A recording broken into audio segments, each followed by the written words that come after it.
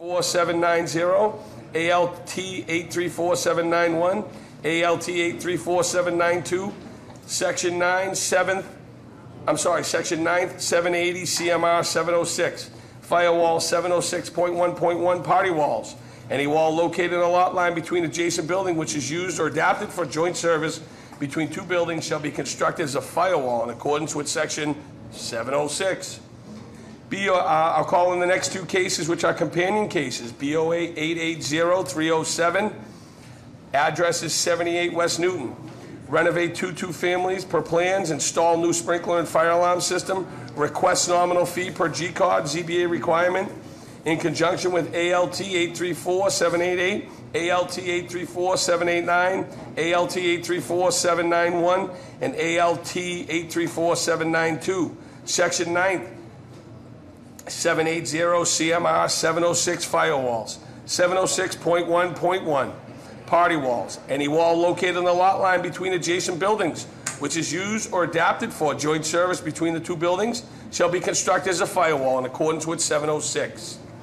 I'm going to call in the next two cases, and believe it or not, they are companion cases.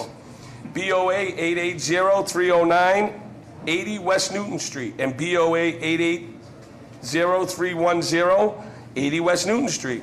Renovate two seven-family per plans, install new sprinklers and fire alarm systems, request a nominal fee, G-card, ZBA requirements, in conjunction with ALT 834788, ALT 834789, ALT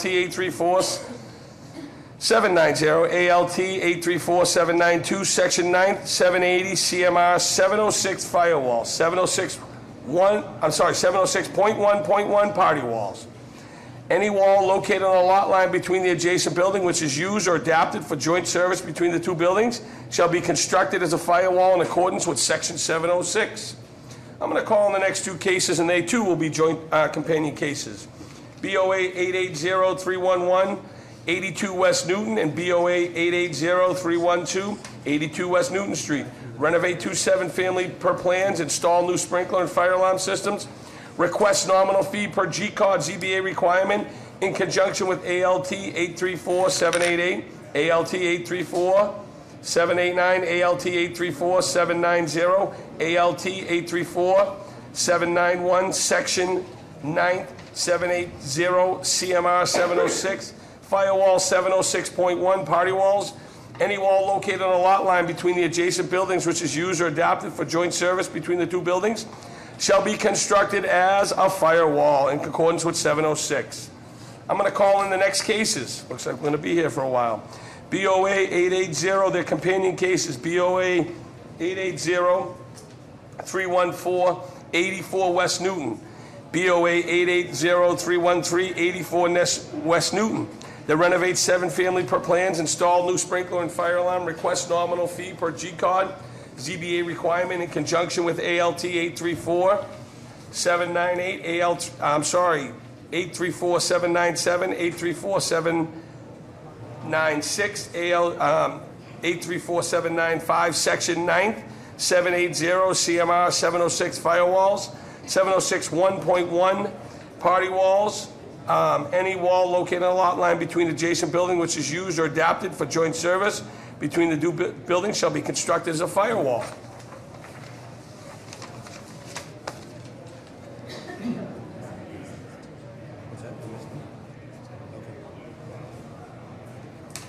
I'm going to call into the record BOA 880-295, 68 West Newton Street, and its companion case 880-296, 68 West Newton Street. We're going to renovate a five-family per plans, install new sprinkler and fire alarm systems, request nominal fee per G-card ZBA requirement in conjunction with ALT 834-782, ALT 834-783, ALT 834-786, ALT 834-787, Section 9, 70 CMR 706, Firewall 706.1.1. Party walls, any wall located in a lot line between the adjacent building which is used or adapted for joint service between the two buildings shall be constructed as a firewall in accordance with 706. I'm going to call in the next two cases, which are companion cases. They're BOA 880316, BOA 880315.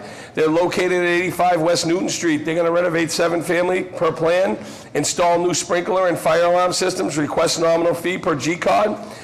GBA requirement in conjunction with ALT 834798, ALT 834797, ALT 834796, ALT 834793, Section 9, 780, CMR 706 firewalls, 706.1.1 party walls. Any wall located on a lot line between adjacent buildings which is used or adapted for joint service between the two buildings shall be constructed as firewall in accordance with Section 706.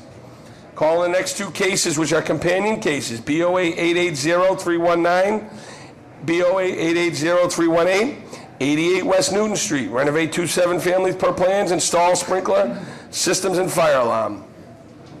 Request nominal fee per G-card ZBA requirement in conjunction with ALT 834798, ALT 834797, ALT 834795, ALT 834793, Section 9, 9th, 780, CMR 706 firewalls, 706.1.1 party walls. Any wall located on a lot line between the adjacent buildings which is used or adapted for joint service between the two buildings shall be constructed as a firewall in accordance with 706.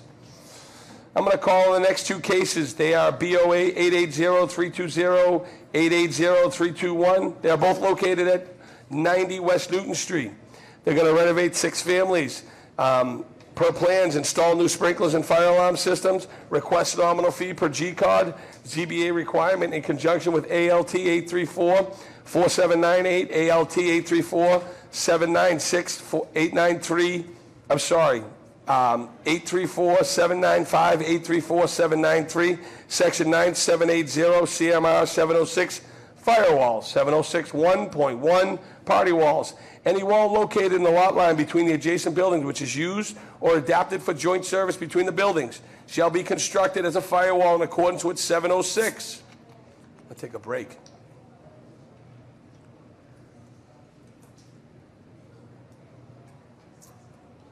Okay. I'm going to call in the next two cases, which are companion cases. 706, I apologize, BOA 880322, BOA 880323, 92 West Newton Street. Renovate 6 families, install new sprinkler and fire alarm systems. Request nominal fee per G-card, ZBA requirement. In conjunction with ALT 834-797, 834-796, 834-795, 834-793, Section 9th, 780, CMR 706 firewalls, 706.1.1 party walls. Any wall located on the lot line between the adjacent building which is used or adapted for joint service between the two buildings shall be constructed as a firewall in accordance with 706. I'm going to call the next two cases, which are companion cases. BOA 880324, 880325, 94 West Newton Street. Renovate 2 6 families per plans, install new sprinkler and fire alarm systems, request nominal fee per G-card, ZBA requirement, in conjunction with ALT 834-800, ALT 834-801, ALT 834-802, ALT 834-803, Section 9th, 780, CMR firewalls. CMR 706 firewalls, 706.1.1 party walls. Any walls located on the lot lines between adjacent buildings which used or adapted to for joint service between the two buildings shall be constructed as a firewall in accordance with Section 706. The next two cases are companion cases. They are BOA 880328, 96 West Newton Street, 8080327, 96 West Newton Street. Renovate 7 family per plans. Install new sprinkler and fire alarm system. Request nominal fee per G-card. ZBA requirement in conjunction with ALT 834-799, 834-801, 834-802, 834-803, Section 9, 780, CMR 706 firewall, 706.1.1 party walls. Any wall located on the lot line between the adjacent building which is used or adapted for joint service between the two buildings shall be constructed as a firewall in accordance with 706. Section 706. The next two cases are companion cases, BOA 880-330 and BOA 880-329. Renovate 6 families per plans, install new sprinkler and fire alarm system, request nominal fee per G-card, ZBA requirements in conjunction with alteration 834-803, ALT 834-802, ALT 834-800, ALT 834-799, Section 9th 780 CMR 706 firewalls, 706.1.1 party walls. Any wall located on a lot line between the adjacent building which is used or adapted for joint service of the two buildings shall be constructed as a firewall according to 706.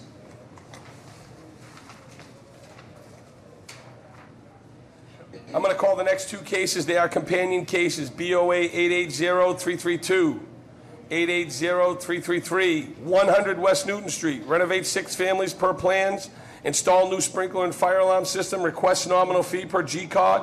ZBA requirement in conjunction with ALT 834-803, 834-801, 834-800, 834-799, Section 9th 780 CMR 706 fire code walls, firewalls, 706.1.1 party walls. Any wall located on a lot line between adjacent building which is used or adapted for joint service between the two buildings shall be constructed as a firewall in accordance with Section 706. The next two cases are companion cases, and believe it or not, they're the last two. So everybody can get excited. BOA 880-334, BOA 880-335, 102 West Newton Street. Renovate 26 families, install new sprinkler and fire alarm systems. Request nominal fee per G-card, ZBA requirement in conjunction with ALT 834-802, ALT 834-801, ALT 834-800, ALT 834-799, Section 9 780 CMR 706 firewalls, 706.1.1 party walls. Any wall located on a lot line between adjacent building which is used or adapted for joint service between the two buildings shall be constructed as a firewall in accordance with 706. Could I have all of your names up?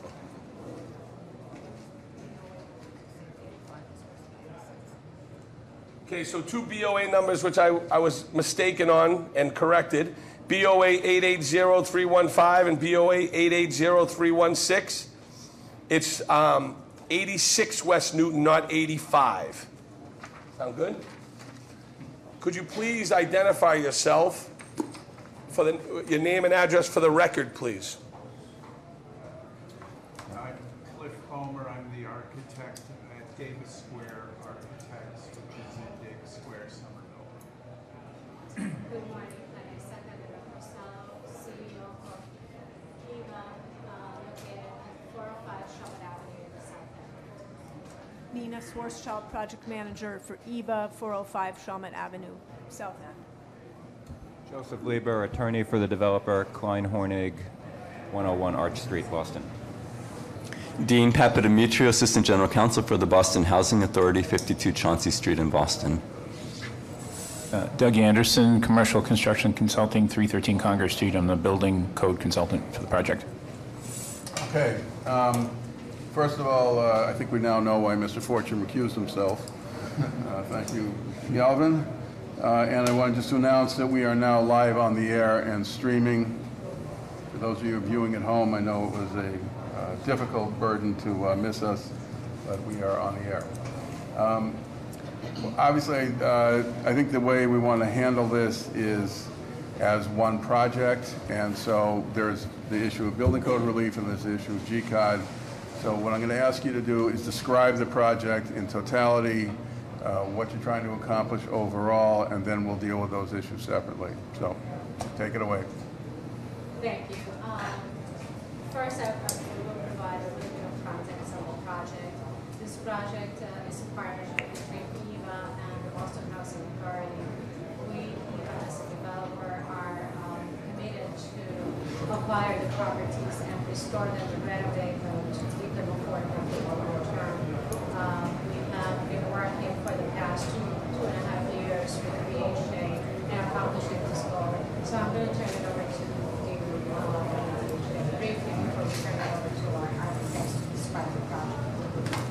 Okay, good morning. So before we get to the technical aspects of the petitions, the Boston Housing Authority owns these townhouses in the South End on West Newton Street, and there are 3 on Rutland Street. Over the years, we have not had enough funding to keep these properties properly up to date. And in fact, a few of the units right now are uninhabitable, and we just have not had the funds to keep them occupied.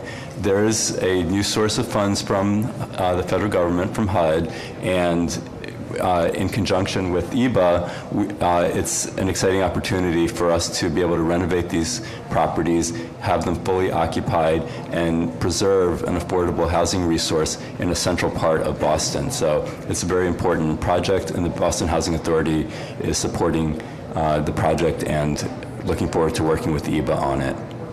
One thing I do want to mention is that we have had a substantial community process with Boston Housing residents and with the community.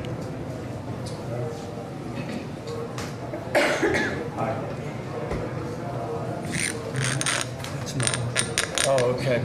I think this will make it simpler, what we're proposing. What all of those cases consist of, there are 5 clusters of 5 each buildings on West Newton, and then these 2 outliers are a total of 27 buildings. So what this diagram is showing is what we're proposing to do is add fire protection to all the buildings as well as fire alarms, so major life safety upgrades. There are other upgrades as well, including, I think as importantly, full 521 CMR compliance, handicapped compliance across the entire complex. Each of these 5 clusters already share in those, according to the 5 clusters, their domestic water service as well as sewer lines. What we're proposing to do is retain those clusters and provide a fire service to each of those buildings. So the GCOD is triggered by the extent of the renovation. So that's included, we're proposing a large infiltration system along the entire back of this building, and then individual groundwater infiltration systems at the Rutland buildings. And so the building code variances that we're proposing are to be able to share in the same way that the domestic water services are shared. We want to share the fire services across those clusters of buildings. So it's actually pretty simple. So the building code issue really comes about because you're penetrating potty walls. That's right. And it's almost as simple as that. It comes down to the fact that each building has its own legal occupancy, and excuse me. So when you read off one building, for example, you had to read off 4 other ALTs because they all go together. And the issue, the party wall or the firewall violation, is the fact that the walls are there. Typically, each building would require its own fire service, and Water and Sewer didn't want 25 fire services. So they agreed to approach the fire service approach the same way the domestic is, as Cliff had mentioned. And so if the firewalls weren't there, we wouldn't need this variance. But the fact that they are there and they are separate buildings, they're not allowed to share this under the building code, and that's why the building code variance is required. So the domestic water lines run through the party walls? They do. They do, as well as sewer lines. Yeah, the domestic line is not really a code issue. It's a water sewer policy issue, I would suppose. But the fire alarm sharing and the fire service sharing, the sprinkler sharing. My point is that there already are penetrations. Yeah, the penetrations aren't the issue. You can fire stop penetrations. It's the fact that the walls are there sharing a fire alarm and a sprinkler system. And Do you in fact have a report on this? I have not done one yet. I certainly can. I actually spoke to Tom White yesterday, and he and I are in agreement with the reason for it, but we can certainly put a report together. I think while we have a good understanding of it, and certainly the upgrade to sprinkling and providing the fire alarm system goes an incredible way in making these all very much safer than you have it. It would be useful just to have a copy of your report. Fair enough. The other question I have is the construction of the walls now, what are they rated at? They're The original south end 3 white brick firewalls, they're probably they're 2 hour rated. Functioning Right. as firewalls now. And Yes. again, the real issue is simply the penetration through. It's the penetration and the sharing of the systems. And I'd also point out that we have, our infiltration systems have been reviewed and approved by Boston Water Sewer Commission. Okay, so we have building code issues, we have GCOD issues. There's no other variances that are part of this application, correct? Okay, so let's take them one at a time, and we'll bundle them since this is all essentially one project, even though Mr. Galvin had to read it as if it were 100. Mr. Pizzani, let's do the building code issue first. How are the drawings? We had reviewed the drawings last Thursday, and the drawings are adequate. And again, I'd like to make a motion to grant the building code relief for 2 reasons. Number one, the buildings are being substantially upgraded to provide major protection for life safety. And number two, the relief requested is really de minimis in the following sense. It's simply the penetration through the walls. Now, having said that, of course, it all comes down to the details and exactly how they're fire safe and patch and all of that. It becomes important. Having said that, I'd like to make a motion to grant the building code request. Second. Before I take a vote on it, just to be clear for the record, this has been reviewed by Boston Water and Sewer and by the fire department, correct? And they support this approach. I mean, the alternative would be putting 25 individual lines in the street, which I can understand why they would object to. Okay, so we have a motion and A second. All those in favor? Aye. All those opposed? Okay, the building code. Excuse me, with the proviso that for the record, to perfect the record, that the code consultant submit his report. Okay. Very good. Okay, so the building code relief, well, actually, we didn't take public testimony on this. But on building code issues, we... Right, so on on GCOD, we will. So now let's move on to the issue of the GCOD. Christian? Good morning, Mr. Chairman, members of the board. Christian Simonelli, Boston Groundwater Trust. We do have the BWSC approval letters for 62 Rutland Street, 64 Rutland Street, 79 Rutland Street, and 54 to 102 West Newton Street. Okay, and it's been signed off and... It's been signed off by their engineers, correct? Yes. Okay. So, excuse me, is that to say that you don't have complete signed off documents? I just have the approval letters, correct. I don't have the signed off site plans, correct. Okay. And what is the status of those documents? They're completed. They're completed and stamped by the Boston Water Sewer Commission. All of the drawings are. We have the approval letters? Okay. Yeah. Okay, we have the approval letters. Okay. All right, is anybody here to speak in favor of this application? My name is Samuel Hurtado, Mr. Chairman and members of the board, representing City Councilor Kim Janey, and she would like to go on the record in full support of this project. Good morning, Chairman, members of the board. I do want to clarify we normally don't speak on both GCOD and building code relief, but we would like to go on record in full support of this project because it is upgrading much needed affordable housing in the South End with an eye towards preservation. My name is Fisa Sharif with the Mayor's Office of Neighborhood Services. Thank you. Could someone close the door back there? It's really hard to hear up here. Thank you. Madam of the Chair, members of the board, Ana Calderon from Councilor Flink's office, we would also like to go on record in support. Thank you.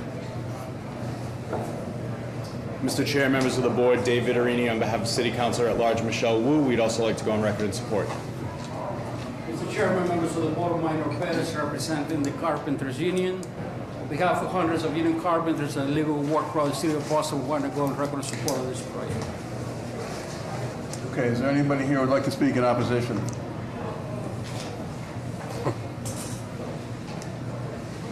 Mr. Chairman and members of the board, this is a little intimidating, and obviously I feel like it's a David versus Goliath, but I'd like to be heard. And you're all on this board because you're very good at what you do, and I'm asking you to remove your hats right now and put on the homeowner hat. You just spent 28 minutes. Can you put your name and address in the Sorry, record, please? Jennifer Bousquet, 59 Rutland Street. Thank you. You just spent about 29 minutes explaining everything that's happening, and you made some jokes along the way about how long it's going to take. I'm a homeowner, and what you just read is what we on Rutland Street, on the odd side, are going to be experiencing for up to 18 months. I am all for this renovation, do not get me wrong. What I'm asking is that the train is leaving the station, and I'm asking you to stop the train and have these conductors talk to us and tell us what's going on. There was the first meeting of February 2nd, 3rd, 4th of 2016, where they came out and they said, this is what we're going to do, and we're going to let you all know what's going to happen. 2 years go by, and it's radio silence. It's not until yesterday, when I raised some questions saying, what's going on here, that there's a meeting in 3 hours to say, well, we're going to give you a chance to talk to us and give it. It's not right. And it's a fact is, we all know what's going to happen, and this is going to be great. But when you're a homeowner and you're getting all this a week ago saying, this is everything that's going to happen around where you live. So for 19 months, your life is completely going to be inconvenience. Again, I'm not saying no. I am requesting for a delay on a decision until they truly do what they say they were going to do, and just meet with us. Sit down with the rest, not just two of us who had time from work to come here, but really sit down, show us what they're doing. I have to take the alley every day. And in their email, they're saying there's going to be inconvenience. Well, what is the inconvenience? What are you going to do? In 2010, and I beg to differ, I went through some construction issues that BHA did on the rear of the building to put in grass and do curbing, and it looks great. But that was also a nightmare. And I'm just saying, communication, guys. I mean, you can't sit here for a little homeowner and say your life is going to be turned around for 18 months. And I've got all my lawyers here with all my charts and everything. It's not fair. And I'm asking you, not as boards, but as homeowners, if you can just empathize with us and say, she's not saying no, she's saying communicate, we're delaying the decision until you sit down with the Rutland Street owners and explain exactly what you're doing. That's all I was asking for. Thank you. Thank you for your testimony. To the applicants, the person testifying seemed to express some unhappiness with the level of communication that has happened over the course of this. Obviously, any kind of construction is disruptive, and that's one of the reasons we have community meetings to talk about that. Can you speak to why this process hasn't been better? Sure. We did have that initial meeting, and after that we had several other meetings, primarily with the BHA residents, but it's very hard to get to the public. People are saying it's hard to hear you. Those mics don't amplify, they just record, so you have to speak up and project. So what I said is that we've had that initial meeting, and we've had other please keep the door closed. It's impossible for anybody to hear. If I'm sorry, but try it again. So we had additional meetings with the residents of BHA, meetings that were also open to the public. As you know, these are very technical variances, and we intend to have additional meetings with the community, both the residents of the properties and the abutters, to talk about the construction management. It is important that you understand that we are at a very crucial moment in joining this process, because BHA is at risk of losing very important HUD support and funding if we don't proceed with the process. So I think that this is a very important juncture for us to get all these approvals to continue, while we will continue to communicate with the residents and the abutters on the construction management and set up communications lines and have a contact person for abutters and residents to talk to us in terms of inconveniences. Certainly, there will be some inconveniences, but we'll try to ameliorate them. We work with a third-party property management company, Maloney Properties, that will be also on site, supporting residents and abutters and addressing issues with construction. So we have been in the neighborhood for 50 years. We have been very responsive to our neighbors. We're excited about this project. We believe that this will be inject a whole new life, not only on West Rutland Street, but also to the entire south end. So we're very excited and hope to get the rules. Okay. All right, can I have a motion, please? I'm going to make a motion to approve this project with a proviso that talks about continued efforts and structured efforts to deal with the neighbors and communicate with them. Second. All those in favor? Aye. All opposed? Okay. Project passes.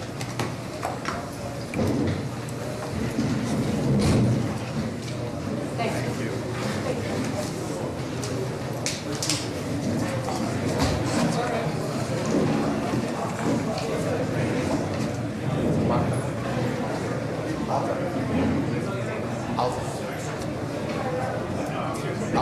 You're welcome. Can you ask them to be quiet in the hall? Can you get them to be quiet in the hall?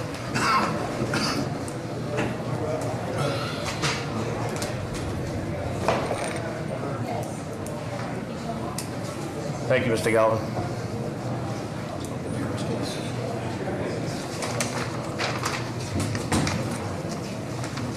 Hope you still have your voice. Now you know how I feel. Calling the next case, calling BOA 799-152-100 Boardman Street.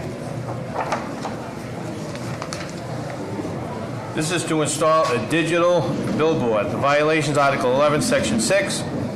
Subject signs and other regulations with the 660 feet on off-highway, subject to ZBA. Article 11, Section 2, the design compliance. Article 11, Section 7, electric signs. And Article 53, Section 55, billboards are forbidden.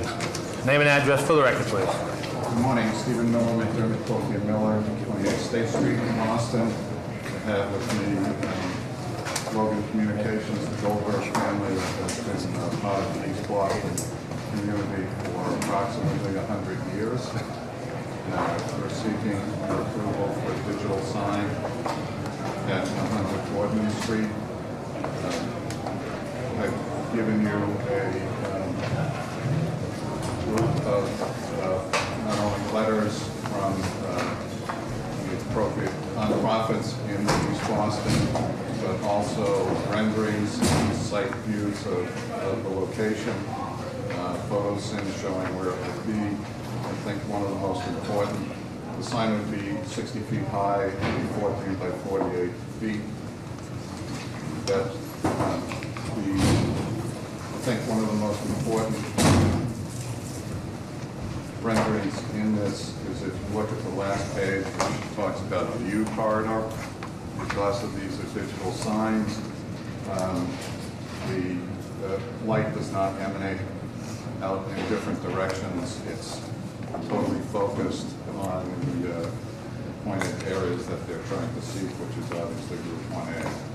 This has been a very long process, community process, with meetings with numerous nonprofits. We've also met with Senator Boncory and Representative Madaro and the previous city council from the area, and have you've seen a lot of support. You'll have many other nonprofits are here this morning to speak in favor. As I said, this is a family that's been part of the community for 100 years, has been involved in virtually every nonprofit in the community during those times, and this is something that allows them, obviously it's a great business opportunity, but allows them to keep on with their mission of assisting the East Boston community.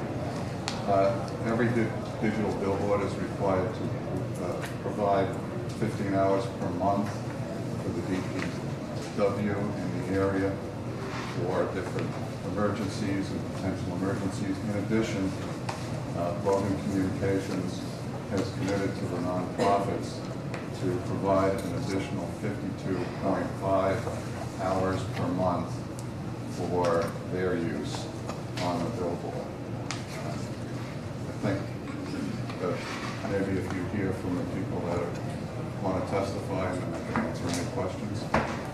So, let me just be clear. I mean, this is primarily for commercial use, Trevor. This is primarily for commercial advertising use. Absolutely. Okay, so I just want to be, because that's all you talked about was the nonprofits. No, so, this is obviously a commercial invention. Yes, okay. Venture, Mr. Chairman. Yeah, so there's 52 hours a month dedicated to the nonprofits and community 52 organizations. hours dedicated to East Boston nonprofits and another 15 hours which are required. Okay. And this is a monopole? This is on, all right. How are the drawings, Mr. Pizzani? The drawings are adequate. Okay. Are there any questions from the board? Who's here to speak in favor of this project? Good morning, Mr. Chairman and members of the board. Jesus Garcia with the Mayor's Office for Neighborhood Services. We would like to go on record in support about this proposal. And we hope that the applicant continue working with the nonprofits, the local nonprofits, as they come into the community process. Thank you. Before you leave the mic, I mean, yes. Historically, the city has been very careful about new billboards. Can you talk a little bit about why the exception in this case? Can you repeat it? I'm sorry? Can you talk about why the city is in favor of this particular billboard? Well, the community process started with the previous liaison before, and the applicants say that they're going to continue supporting several of the local nonprofits in East Boston. And basically, they make this commitment, is my understanding. Right. Yeah. Okay. Mark, can I ask Jeff, can I ask you a question? What's the stance on? So we didn't receive this appeal, so I can't make any official stance on this, but as the board is aware, the BDDA's policy on billboards is to oppose them. But again, that has not come from our board, and we didn't make an official recommendation on this. Okay. Thank you. All right. Do we have additional testimony in favor? Mr. Board, Judy Evans, City Councilor in the Edwards office. The councilor is requesting a deferral.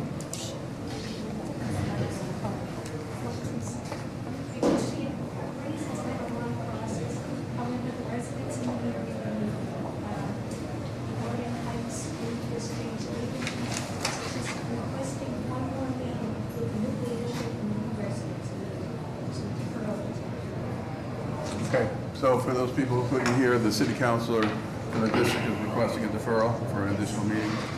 Okay. Yeah. Name and address for the record, yeah. Karen Foley, City Councilor, Anissa Asabi George's office, and we're echoing Councilor Edwards asking for a deferral. Thank you.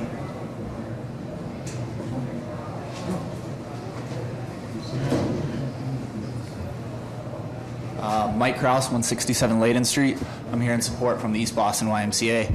Logan Communications has done a lot of work for us at the Y. In addition to that, they're also going to be using it for advertising that will boost our programs that will benefit the community. Thank you.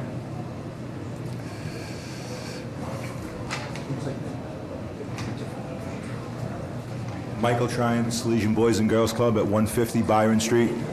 Similar to Mike and the YMCA, Mr. Goldberg and Logan Communications have been extremely generous to us at the club, both financial resource-wise and also with the use of current billboards and potentially with this one in the future. And they're great people that help our community. Thank you. Anita Belmonte, the Director of Development at the Salesian Boys and Girls Club and former Director of the Savio Prep. There's a long history with Mr. Goldberg and Logan Communications supporting all of our nonprofit programs. Without them, we wouldn't be able to have our summer program for our kids. They've been wonderful over the years, and we support this. Thank you. Could I ask if everybody could just really speak up a little bit louder, because we're having a hard time hearing up here. My name is James Langoni. I'm a member of the, I'm a director of the East Boston Salesian Boys and Girls Club of East Boston. I was born in East Boston and I grew up in East Boston, and I have a lot of ties to East Boston. The Salesian Boys and Girls Club supports many, many activities, both social, cultural, ethnic, and religious. And as a member of the Finance Committee of the Salesian Boys and Girls Club, I had the opportunity to notice who our highest generous contributors are. And I would like the board to be aware that Richard Goldberg is one of our highest contributors. Not only is he our highest contributors, he makes no notoriety from that, but remains quietly representative of himself.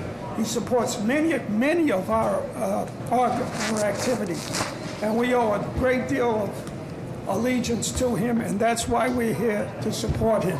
All he asks is a simple request that he can continue with this program that he has going.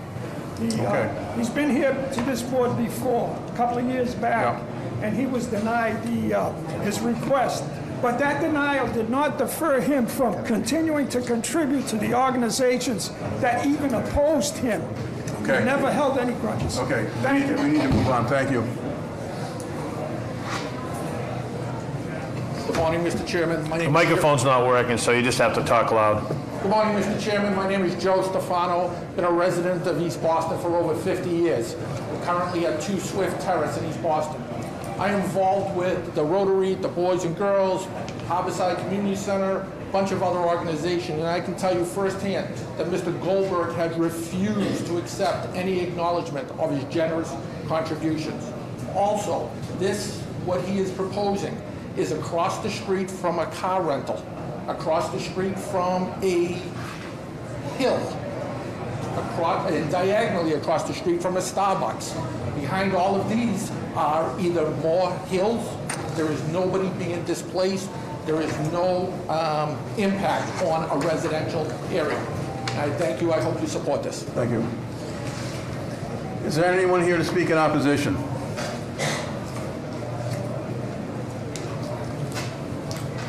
Good morning, Mr. Chairman. My name is Mary Berninger, and I live at 156 St. Andrew Road. I sat on the IAG that had to deal with the construction and then the expansion of the Hilton Garden Inn, which is the address, 100 Boardman Street, where this monopole would be sited. During that process, we came to an agreement with the landowner, Mr. Karam, that there not be any high signs, up to and including a billboard, because we recognize that it's blight. We recognize the city's moratorium because it's not something that communities want. And now this has returned to the community in a very, in a way that we only heard about it last week. So there has been no new community meeting. It was withdrawn the last time when there was a lot of opposition. There is a letter that you received that said the Orient Heights Neighborhood Group supported it 38 to 28. But in fact, the meeting where that vote took place was full of individuals who were not abutters and who were not within the confines of the group and had not met the requisite number of 2 of the last 3 meetings in order to vote. But yet there was a lot of vocal opposition in many of those meetings. So putting aside Mr. Goldberg's largesse for the community, if you will, there's a process here. And I'm a little concerned that if the IAGs are not going to be recognized as having valuable input into a process, I'm not sure what that does with Article 80 down the road. There's a moratorium. Myself and others who can't come because they're either at work or caring for people at home are very much concerned about that, as are other neighborhoods around the city. We just don't want any more billboards, and I hope that you will take that into consideration and deny the request. And I echo what Lydia Edwards said. There needs to be a further community process, actual meetings where we can verify who's voting, because the process is the most important thing. Or down the road, you're going to be looking at this in other neighborhoods too. Thank you. Thank you. Okay, any questions from the board? Yeah, Mr. Miller? If I might, this has been a lengthy process, including the elected officials. I can tell you that Mr. Goldberg is not someone that came out of the woodwork and all of a sudden started throwing money around so he could get a billboard. Right, we understand that. that. He's been part of this community forever. The support, I think, is overwhelming for this, and we did receive the support of the neighborhood council. Now they want to revisit it again. Councilor, how many meetings did you have with them? I was not representing at that time, but there's a letter from them where they had a 38-28 vote in favor. Now there's a new president, we'll revisit it, we can revisit it again and again and again. We went through this process, we went through it with the elected officials, Senator Boncory, Representative Madaro. I mean, this could go on and on and on. If people that are opposed to it want to keep going because of process, I don't think it's fair. Okay. Any questions from the board? The BPLD, do you have any position on this particular issue around the billboard? This particular issue? Yes. No, I mean, our policy has been, no matter what the neighborhood, we've consistently opposed billboards.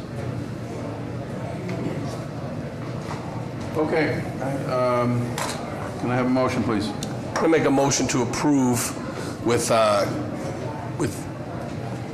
do we need BPDA? Yeah, with continued BPDA design review.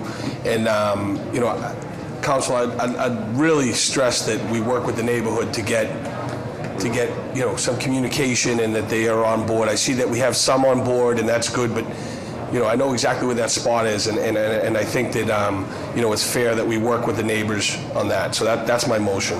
Second. All those in favor? Aye. All those opposed? Motion passes. Thank you. Calling the next case. I'm sorry. Actually, I'm going to call it 10:30, so we're almost at 11. Are there any deferrals or withdrawals for 10:30? Now, this is deferrals or withdrawals only for 10:30. I'll come back to it if there's anybody in the room now. And just a reminder that since we're one member short, that anybody has a right for a deferral or postponement based on the lack of a full board. Okay, calling the next case. Calling DOA 830-071, 273 Border Street. 273, okay. This applicant proposes to convert the existing commercial building into 6 residential units and 1 ground floor commercial space, including a 2-story addition above the ground floor commercial space and a roof deck and rooftop solar panels. The project also includes a change of occupancy from office to office and multifamily dwelling. The violation, Article 53, Section 8, office use is forbidden. Article 53, Section 9, excessive FAR, 1.0 is the max. Article 53, Section 9, insufficient additional area per unit, 2,000 square feet to 1,000 square feet per unit. Article 53, Section 9, insufficient rear yard setback, 30 feet is required. Article 53, Section 9, insufficient usable open space or unit, 200 square feet unit is required. Article 53, Section 9, insufficient side yard setback, 5 feet is required. Article 53, Section 9, number of allowed habitable stories has been exceeded. 3 stories is the maximum allowed. Article 53, Section 9, the maximum allowed height has been exceeded. 35 feet is the max. Article 53, Section 52, alterations of an existing roof profile. And Article 53, Section 56, off-street parking loading, none is required, none is proposed. Name and address for the record, please. Good morning, Mr. Chair, members of the board. My name is Ian Urquhart. I'm from Prince LaBelle at 1 International Place, Suite 3700 in Boston. And I'm here with the architect, Mark Armstrong, and representatives of the appellant, 2 Lexington Street Realty Trust 2. I've got Luke Tarby, Henry Tarby, and Frank Tarby. And I should note that the Tarby family have owned this property since the 1940s. We're here today to request some relief for the conversion of an existing commercial building. This is a 3-story commercial building with a 1-story commercial space heading up the hill on Lexington Street. Our proposal includes a 2-story addition above that 1-story commercial space, which basically is what brings us to the zoning relief that we need. We're going to stay within the existing footprint of the building, and we're just going to bring the 2-story addition up to the height of the rest of the building. And we're going to add a roof deck on top with to support an existing head house. A couple notes about the project. The existing lot is 2,150 square feet with an existing living area of 4,475 square feet. The completed project will have 5,695 square feet of living area, and the residential, we're putting in 6 residential units that will range from 460 square feet to 1,000 square feet. And as stated, we're working within the existing footprint. We're going to rehab the existing brick facade, and there's just a two-story addition on the back up to the existing roof height. The relief we're seeking, we're looking for a use variance to allow for the ground floor commercial office space, dimensional variances as noted for excessive FAR, insufficient area per unit, insufficient rear yard, insufficient usable open space per unit, insufficient side yard, number of allowed habitable stories, maximum allowed height, and off-street parking and loading. And, as I stated, we're just expanding that existing footprint of the building. And we're also seeking a conditional use permit for alterations to the existing roof profile for the roof deck. We've gone through significant community process. We had an abutters meeting with the Mayor's Office of Neighborhood Services on June 19th, and 2 meetings with the Eagle Hill Civic Association on June 20th and July 25th. And I would note that we received near unanimous approval with a 30 to 1 vote from the Eagle Hill Civic Association.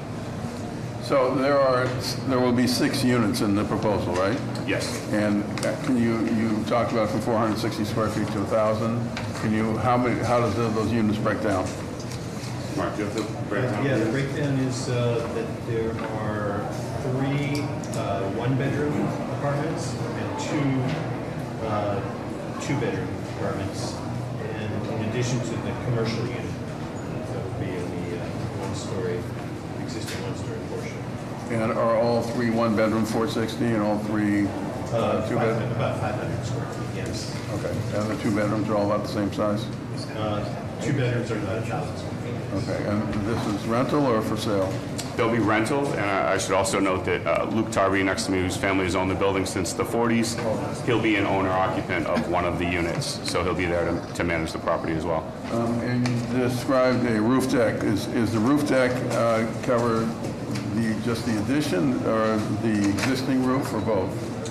It covers the existing roof. Okay, and then you said there's an existing head house there? There's an existing head house. Had there been a deck, or the head house was just access for access? For mechanical units? Okay. How are the drawings, Mr. Pisani? The drawings are adequate. Are there any questions from the board? Is anyone here to speak in favor of the project?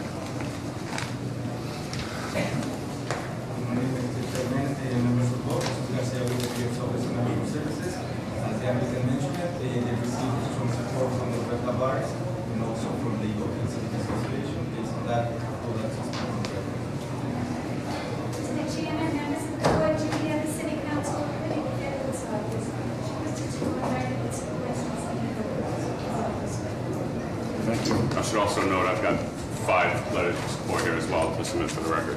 Okay. Is there anyone here to speak in opposition? Can I have a motion? Motion to approve with continued BPDA design review. Second.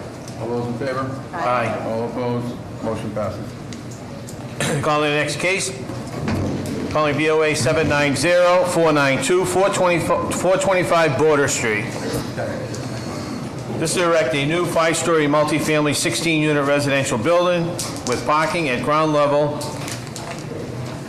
The violations, Article 53, Section 54, screening and buffering, none is proposed. Article 53, Section 57, traffic visibility at cross corner.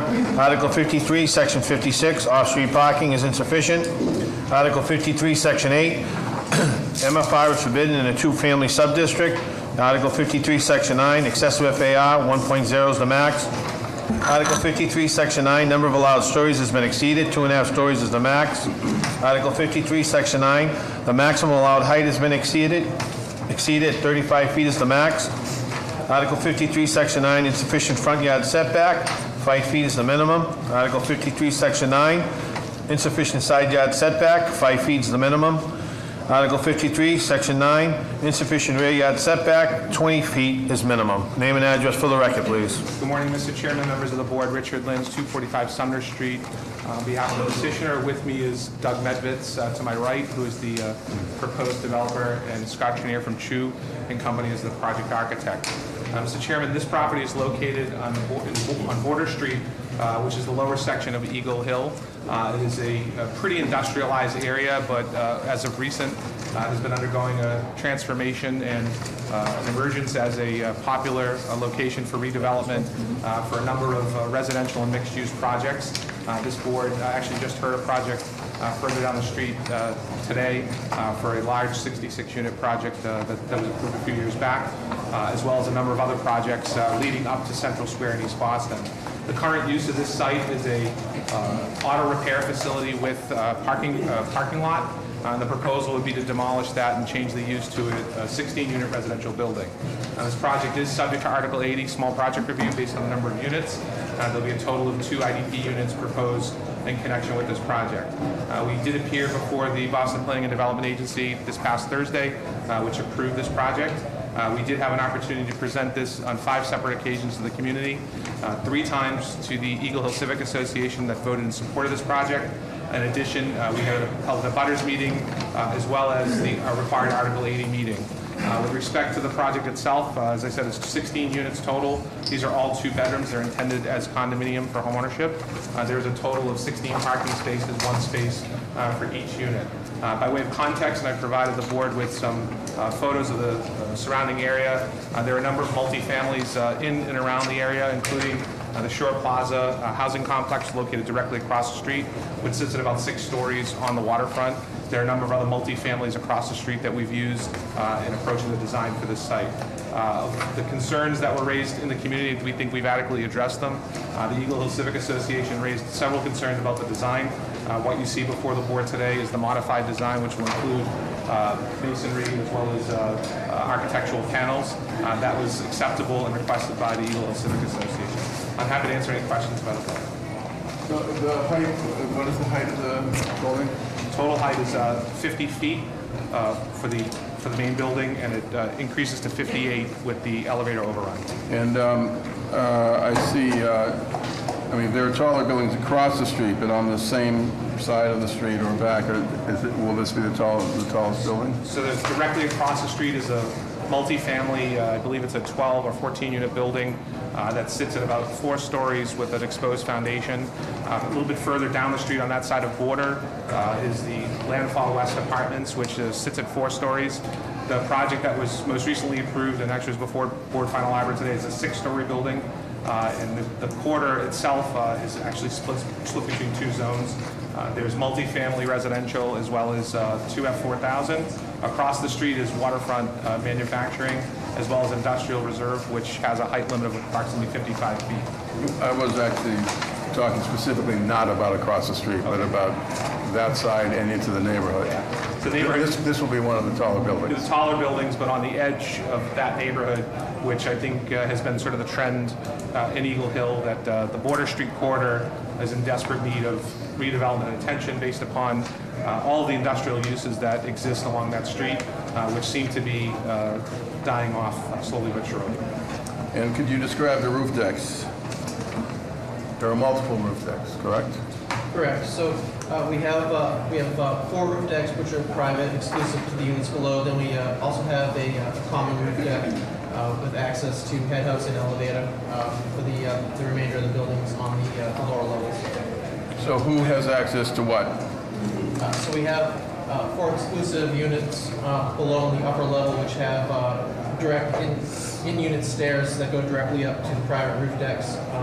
And then the common roof deck is on the Border Street side, central in the building.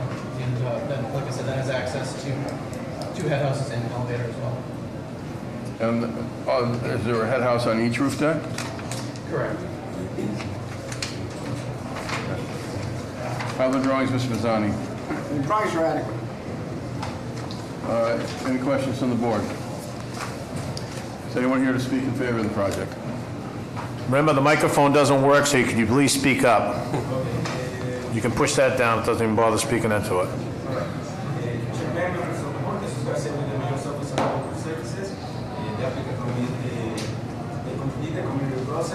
And also they receive from the Civic Association, and they receive the support of the process, and therefore we would like to speak in red.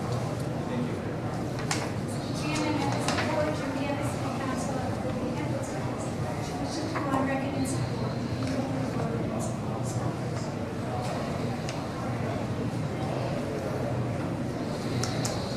anyone here to speak in opposition? Can I have a motion? Motion to approve with continued BPDA design review. Second. All those in favor? Aye. All those opposed? Motion passes. Thank you very much. Calling the next case, calling BOA 831-370, 98 to 100 Condor Street. This is a change of occupancy from office and factory to self-storage warehouse, interior renovations for a new tenant fit-out. The violation is Article 53, Section 22, self-storage warehouse is a conditional use. Name and address for the record, please. Thank you, Mr. Chairman, members of the board. Jeff Drago with Drago and Toscano on behalf of 15 Broad Street, representing Mr. Byron, who's the owner of 100 Condor Street. As was mentioned, we're seeking zoning relief for one variance for use and conditional use. We're seeking to change the occupancy from the current office and factory use. The building is, however, been abandoned for a number of years and severely outdated to a self-storage facility. And this project would include complete interior renovations and would house 23 parking spaces on site as well. This particular district is a local industrial district, so on this side of the street there are other office-type facilities in and around there. Total gross square footage of this building is 40,558 square feet. We worked with the Eagle Hill Civic Association because of the East Boston's boom with real estate, both rental and condo. There was a strong need in the community. There's no other place for a storage facility, and this building was perfect for the site. And it also can encourage foot traffic, being in the location where it is as well in Eagle Hill. The average size of one of these lockers is 64 square feet, so they're on the smaller side, with 411 total storage units. It has a loading dock in the front of the building on the front side and one on the rear as well. It also will, as I had mentioned, have 23 parking spaces. These will be normal business hours, 9 to 6 p.m. And then if someone wanted to get in later, till about 10 or 11 p.m., they would use a key fob with security on the inside. I can pause now and answer any questions. Any questions from members of the board? How are the plans, Mr. Presiding? Drawings are adequate. Any questions? Is there anyone here to testify in favor of the applicant? Chairman, members of the board, Jesus Garcia with the Mayor's Office on Neighborhood Services. We would like to speak on record in support for the project. During the community process, they received support from the direct abutters and also from the Eagle Hill Civic Association. Thank you.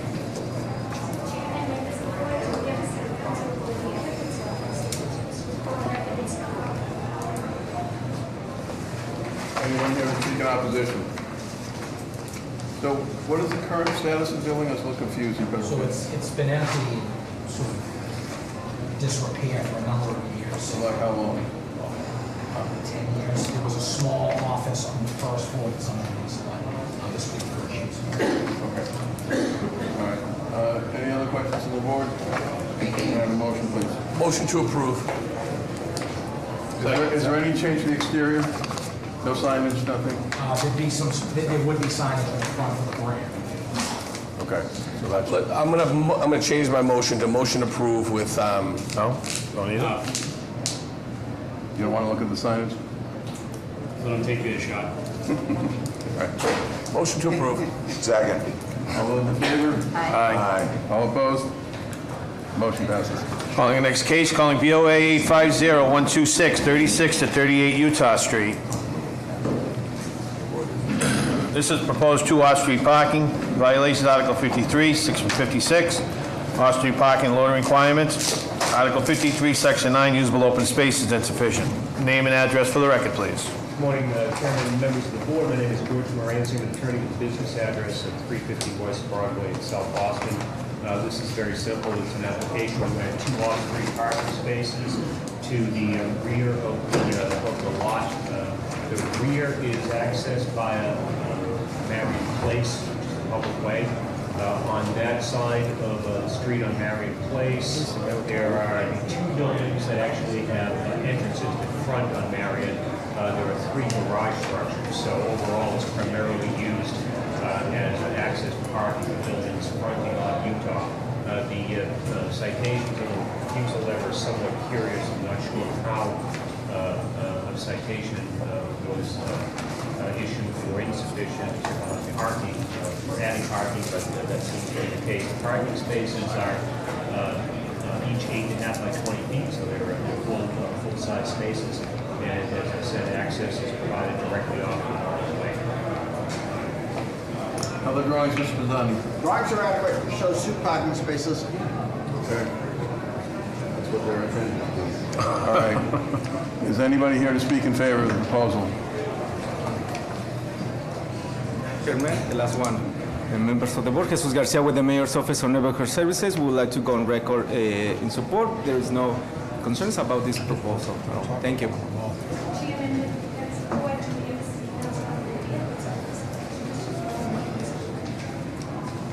Anyone here to speak in opposition? Can I have a motion, please? Motion to approve. Second. All those in favor? Aye. All opposed? Motion passes.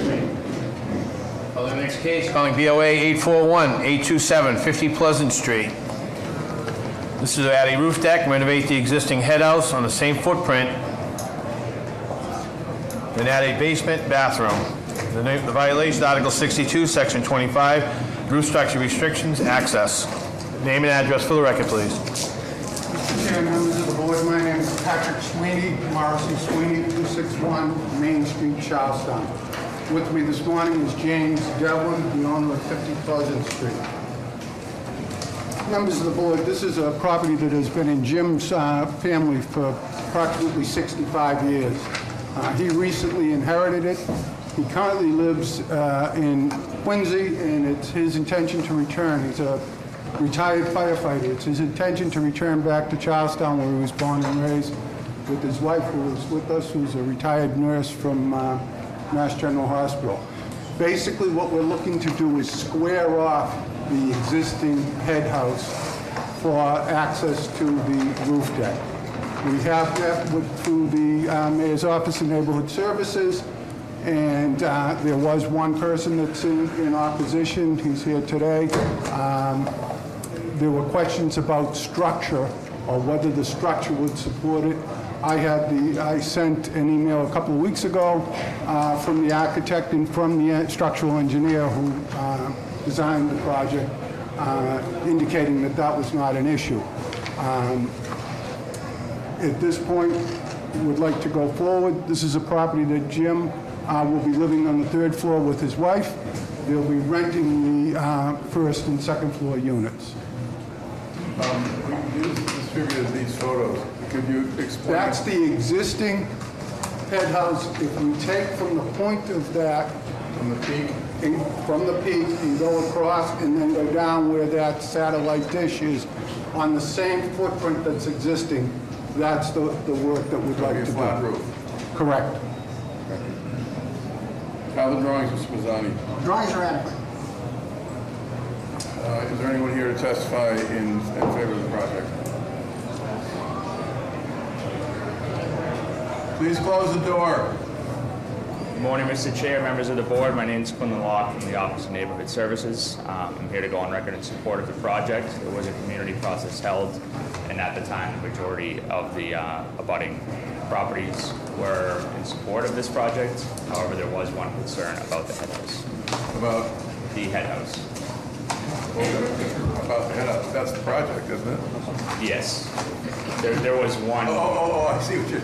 Okay, got it. Yes.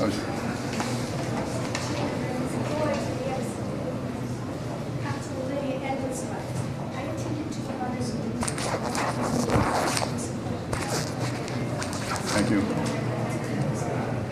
Is there anyone here in opposition?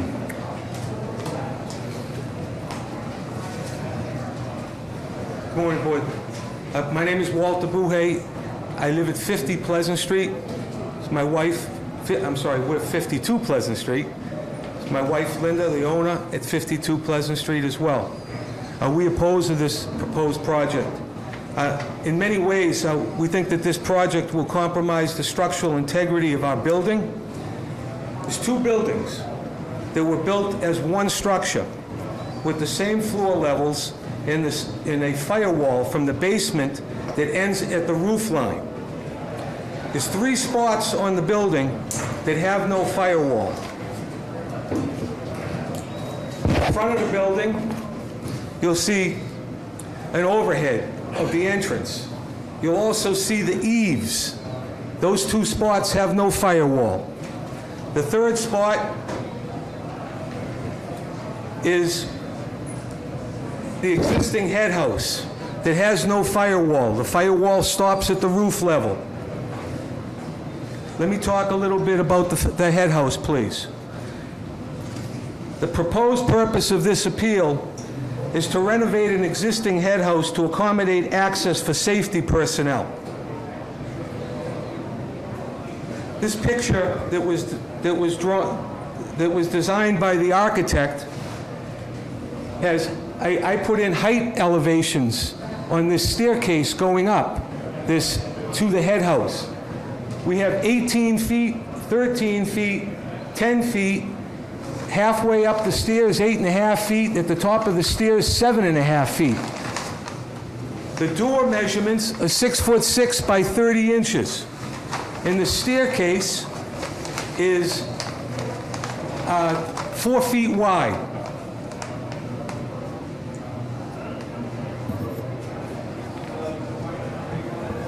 Here's a picture of the doors, the 2 doors on the outside of the head house. Here's a picture of the hallway. Our hallway is the same as their hallway. You see the 4-foot wide staircase and the heights on that ceiling. That's the height at the base of this floor to the ceiling is 18 feet. At the top, it's 7.5 feet.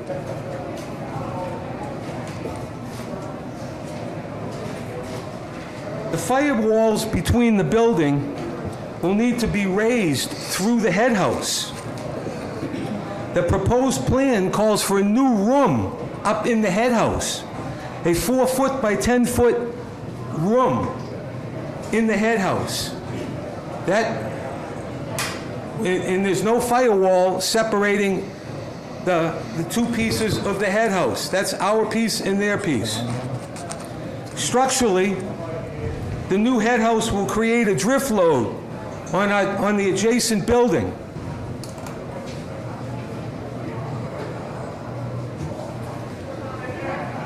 Our horsehair and lath wall between the buildings will probably crumble and fall apart on our side. It's no longer going to be secured with the adjacent side of the building, the other side of the head house, excuse me. In addition, this is a 125-year-old shingle roof and membrane that's now going to be altered and cut in half. Our views from our roof will be blocked by this new head house. I'd like to talk a little bit about the streetscape visibility standpoint. This proposed head house will be visible and change the profile of our street. This proposed head house will be visible from the Bunker Hill Monument National Park. This project may require parks jurisdiction. This proposed head house will not match the sister building, which is ours. And there's one building down that's very similar as well. I'd like to talk a little bit about the roof deck, please. This proposed roof deck appears to be large per code and would require possibly a second means of egress. This roof deck is available to all rental units in the building. There's about 9 to 10 bedrooms in the building. This proposed deck will look down into our courtyard. The deck will be down, that deck will look into 3 bedrooms on the side of our wall that leads down to that courtyard. You're up in their deck, you look down into the bedrooms on our 3 levels. Can you wrap it up, please? Yes, the chimney. We own half of this chimney. And it's a 125-year-old chimney that's 5'6" high. The proposed head house is 8 foot high. We have major concerns with this existing chimney. Architectural plans propose that this chimney be removed. We also have some major flashing issues at the bottom of this chimney, and as it goes up the side of that roof that's now going to be cut in half. Our house will be exposed to all of that. Thank you for all your time. Thank you very much. Mr. Chairman, this house will be sprinkled. Let me just ask you one question, then please, you can respond. Who will have access to the deck? Mr. Devlin and Mrs. Devlin, who's in the back. The third floor unit, okay, thank you. And members of the board, the head house is sprinkled. Okay. So the fire issue is not a fire issue. There will be, in square footage, 38, if I'm standing right here, 38 square feet of space that's not there now. Mr. Bouhay has a good-sized deck on the other side of this. So if he steps right up to it, 38 square feet will be blocked. So the whole building's being sprinkled? Yes, sir. Okay. Ms. Pizzani, do you have any comments on some of the... No, just a correction. Only your unit is being sprinkled, right? Only your building is being sprinkled. Our building is being sprinkled, yes. The head house that we're talking about will be sprinkled. Yes. Anything else? Okay. Any other questions from the board? Can I have a motion, please? Make a motion to approve with continued BPDA design review. Is there a second? Second. All those in favor? Aye. All opposed? Motion passes. Thank you. BOA 780-275-108 Arlington Street. This is a change of occupancy from a hotel and restaurant to 5 residential units. Use existing curb cut and garage door to make for 4 parking spaces. Violations Article 63, Section 24. Off-street parking has insufficient maneuverability and insufficient access to the vehicles. And Article 63, Section 8. Open usable space is insufficient. Name and address for the record, please. Good morning, Secretary, Mr. Chair, members of the board, Attorney Joe Hanley, McDermott, Pulte and Miller, 28 State Street in Boston. To my right is Jeff Brown from Hessine and Associates, who's our architect, and to my left is co-counsel John McLaughlin. Mr. Chair, I passed out for the board an overview of the case, detailing some of the unique aspects of the property site and compliance with the requested variances. Just to give you a background, the property is located at the intersection of Arlington, Piedmont, and Winchester Street. At one point was a 2-story building that had a church and office use, and in 2012 this board had approved a 2-story addition for hotel occupancy. That work has been performed. The seller was unable to execute on a hotel, and my client had since come forward to purchase it and convert the existing expanded structure into a residential condominium development, which is a conforming use. So the only variances or the relief at issue here is for open space and for the maneuverability of the parking, not the sufficiency.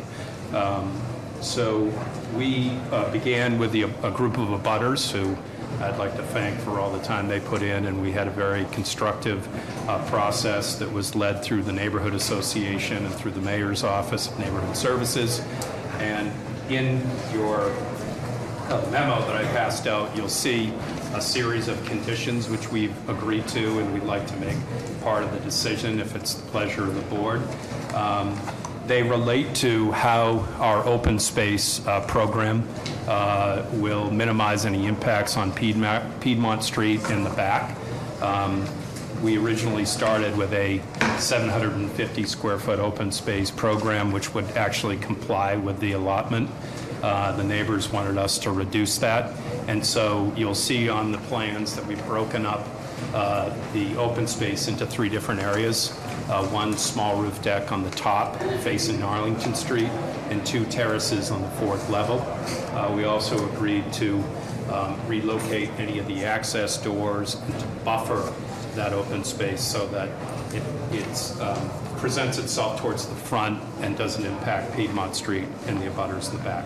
So finally, with respect to the maneuverability variance, 0.7 is the requirement per unit, and we have 4 parking spaces through an elevated parking system. So we're meeting the requirement, and we need relief because we're using a mechanical system for parking. To support this, we're going through an existing curb cut and an existing opening in a historic neighborhood in a building that is protected. So it's really the only place that we could gain access. So can you describe so there's an existing curb cut, an existing opening, what happens with each individual car? So the curb cut that's existing is off Piedmont Street, which is also only a one-way street and not a main street. So the maneuverability issue is you'd have to back out, right? So vehicles would come in to ingress, would come in Piedmont, pull in, and the elevated system takes the car down, right? So the maneuverability impact is mostly inside. It has nothing to do with the exterior. When you get your car to say leave, the car comes up. So the 4 spaces are all stacked vertically? Yes, yes, sir. Yep. And you'll see here too, we also took the neighbors on a tour of another system that the architects had worked on for another development, and we've also come up with safety measures, lights, and indicators to protect the safety as vehicles exit from there. How deep is the pit? It's one level. It's actually 2 and 2 cars, and so that essentially it'll operate not much different than a garage door. That there'll be a push button that if your level is up or down, that you can press that button and it'll adjust accordingly. So you drive in and you can pull in, and then there's each 2 spaces. Correct. Okay, gotcha. Mr. D'Amico, have you had a chance to Yes. take a look? To work? Okay. Ms. Mazzani, how are the drawings? Drawings are adequate. Any questions from the board? Is there anyone here to testify in favor of the applicant? Good morning, Chairman, members of the board. My name is Faisal Sharif with the Mayor's Office of Neighborhood Services. I held an abutters meeting for this project back in the summer. There were 3 main issues that came up, one of them being the roof deck, the mechanicals, the other one was the garage and maneuverability, and then the main important one was construction management on this project. Since then, I know that they have worked diligently with the abutters and also the neighborhood association to come to some agreements. There is a 5-page memo, I believe, that has been passed out that details all of that. I really want to be certain that those end up as provisos, specifically around those 3 main issues, and that the applicants continue to meet with the neighborhood around construction on a monthly basis at least. Thank you. Okay. Anyone here to speak in opposition? Can I have a motion, please? Motion for approval, continued BPDA design. We want to, Second. We want to include the community mitigation memo? Yes, make the mitigation memo a part of the project. Second. All those in favor? Aye. All opposed? Motion passes. Thank you.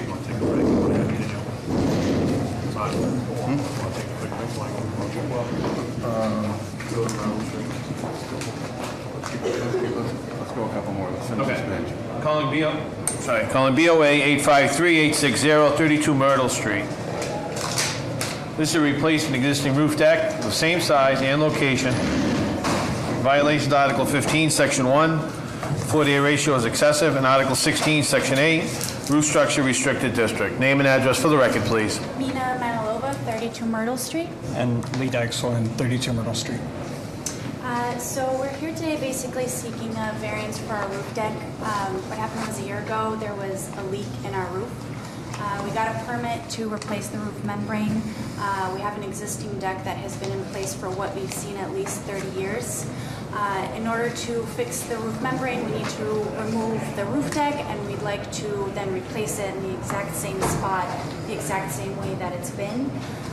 We've subsequently had meetings with Parks and Recreation, the Mayor's Office, the Beacon Hill Civic Association, who have expressed support for our project. One of the variances was the restricted roof structure district. I've submitted pictures, 360-degree views. Every building around us has a roof deck. So I don't think that right of place has to have a roof deck. What's the size of the deck? It is 480 square feet. And what is the currently access? There's an existing head house. Existing head house? Okay. How are the drawings, Mr. Pizzani? Drawings are accurate. Okay, any questions from the board? Is there anyone here to speak in favor of the proposal? Chairman, members of the board, Giselle Guerrero at the Mayor's Office of Neighborhood Services. We would like to go on record in support. We have no questions or concerns. We did have an abutters meeting, and they were also in great support along with the Civic Association, so we have no questions at this time. Thank you. Anyone else? Anyone here to speak in opposition? Can I have a motion? Motion approval. Second. All those in favor? Aye. All opposed? You're all set. One more? Yeah. All right. Calling BOA 847016, 67 Newbury Street. They wish to install an iron railing near the church entrance on the corner of Newbury and Berkeley Streets, parallel to Berkeley Street. Is this sign 8 inches? Is it 8 feet? No, the overall dimensions of it are 28 by 40. It's going to extend 8 inches above. Okay, let me just read it into the record. I wasn't sure if it was 8. Okay. The sign will be 8 inches above the current wrought iron railing. The side of the sign on Berkeley Street side will be 28 inches by 40 inches. The side on Clarendon side will be 8 inches by 40 inches. Violations, Article 11, Section 2. A freestanding sign is forbidden in the B365 sub-district. Name and address for the record, please. William Brown, 67 Newbury Street. I'm the building manager of the Church of the Covenant, which is 67 Newbury Street. We're looking to add this sign to the railing for one of our tenants, which is the Women's Lunch Place. It's a nonprofit that provides food services, among other services, to the most needy of women in the city. And they have no signage at all on the building right now. Do you have a image of the proposed sign? Oh, just told you that.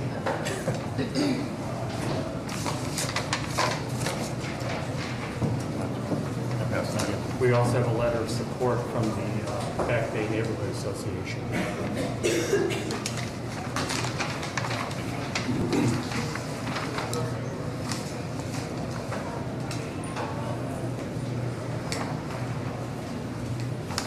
Anyone here to speak in favor of the proposal? Chairman, members of the board, Giselle Guerrero at the Mayor's Office of Neighborhood Services. We also had an abutters meeting a short while ago. There are no questions or concerns. They have the support from the community, and we were happy to see those come through. Thank you. Is anyone here to want to speak in favor? I'm Nancy Armstrong with Women's Lunch Place, and we would really appreciate it if you granted us the sign. Currently, there's no way that we can mark where we are, and there are 3 different entrances into the church, so this will really make the whole situation much less confusing. Thank you. Is anyone here to speak in opposition? Any questions from the board? Motion for approval. Second. All those in favor? Aye. All opposed? Okay, you're all set. We're going to take a 5-minute break. Do you want to see if there are any... I'll call for deferrals again at 10:30. Oh, actually, I can do it 11:30 still. Yeah. Are there any deferrals or withdrawals for 10:30? Are there any deferrals or withdrawals for 11:30? Don, address? Good morning. Address, Don? Sure, 820 Morrissey Boulevard. For the record, calling BOA 613-478-820 William T. Morrissey Boulevard. Name and address for the record, please. Don Weist with the Dane Torpy firm, 745 Atlantic Avenue in Boston. And you are asking for a deferral? Yes, there's a policy issue with billboards still being worked out. We've been asked if we would kick this later. I wonder if we might be able to get a date in January. We can do that. We haven't set the dates yet, though. Okay. We'll just make, we have December 18th. We haven't set the dates for January yet? We'll take December 18th. All right, can I have a motion first? Motion for deferral. Second. All those in favor? Aye. All opposed? So we have 12/18 for now, and then we can figure that out after. Thank you very much. Thank you. Just again, a reminder that because we are shorthanded by one, we're required to inform any applicant that you have the right to request a postponement. With that, we'll take a 10-minute break.